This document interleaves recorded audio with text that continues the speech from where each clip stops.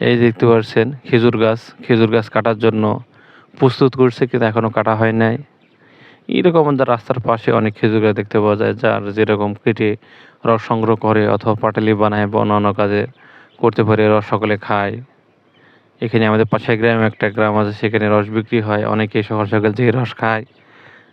রস খাওয়ার ক্ষেত্রে একটা জিনিস লক্ষ্য রাখতে হবে, সেটা কোনো বাদুড় বা অন্য কোনো বিষাক্ত প্রাণী মুখ দিচ্ছে কিনা।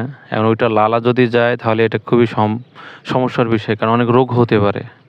এই জন্য কেউ যদি রস খাবেন তাহলে দেখে নেবেন যে সেই জায়গায় বাদুড় বা অন্যান্য প্রাণীতে মুখ দিচ্ছে কিনা, ও লালা গেড়ে অসুস্থ হয়ে যেতে পারেন।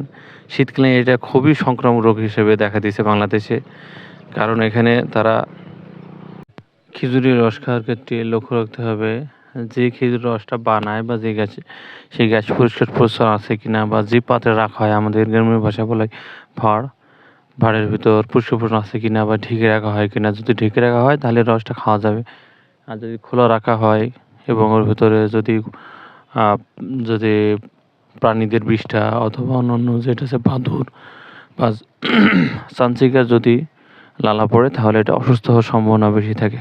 ধন্যবাদ।